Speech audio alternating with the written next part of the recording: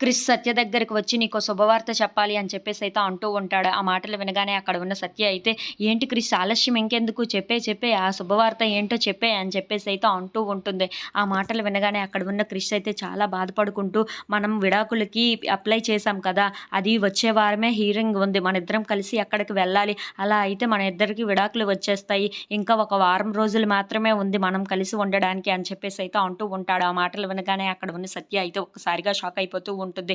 ఏంటి క్రిష్ ఇంకా ఈ మాటని వదలలేదా అని చెప్పేసైతే అనుకుంటూ ఉంటుంది. ఇంతలో అక్కడ ఉన్న క్రిష్ మాత్రం, "అవును సత్య, మనిద్దరికీ ఇంక విడాకులు వచ్చేస్తాయి. ఇంక వారం రోజులు మాత్రమే మనం కలిసి ఉంటాం. తర్వాత నీకు రెక్కలొచ్చిన ప పక్షిలాగా నువ్వు ఎక్కడికైనా ఎగిరిపోవచ్చు" అని చెప్పేసైతే చాలా బాధపడుతూ చెప్తూ ఉంటాడు. ఆ మాటలు వినగానే అక్కడ ఉన్న సత్య కూడా వింటూ చాలా బాధపడుతూ ఉంటుంది. అక్కడ ఉన్న క్రిష్ మాత్రం, "సత్య, నీకు నచ్చినట్లు నువ్వు ఉండవచ్చు. నీకు నచ్చినట్లు నువ్వు చెయ్యవచ్చు. ఇక నిన్ను బంధించేవాళ్ళు కానీ ఎవరు ఉండరు" అని చెప్పేసైతే అంటూ ఉంటాడు. ఆ మాటలు వినగానే అక్కడ ఉన్న సత్య అయితే చాలా బాధపడుతూ ఉంటుంది. ఏంటి క్రిష్ నుండి నేను విడిపోవాలా అని చెప్పేసైతే అనుకుంటూ ఉంటుంది. ఇంతలో అక్కడ ఉన్న క్రిష్ మాత్రం, "ఇంక వారం రోజులు మాత్రమే ఉంది సత్య. మనమిద్దరం ఇంకా విడిపోవచ్చు. నువ్వు హ్యాపీగా ఉండవచ్చు. నీ లైఫ్ నువ్వు బ్రతకచ్చు" అని చెప్పేసైతే అంటూ అక్కడి నుండి అయితే వెళ్ళిపోతూ ఉంటాడు. అది వినగానే అక్కడ ఉన్న సత్య అయితే మాత్రం చాలా బాధపడుతూ ఉంటుంది. ఏంటి క్రిష్ ఇలా చెప్పేసి వెళ్ళిపోయాడు. నాకు ఎంత బాధగా ఉందో తెలుసా? క్రిష్‌కి మాత్రం మామూలుగానే ఉన్నట్టు ఉందే అని చెప్పేసైతే అనుకుంటూ ఉంటుంది.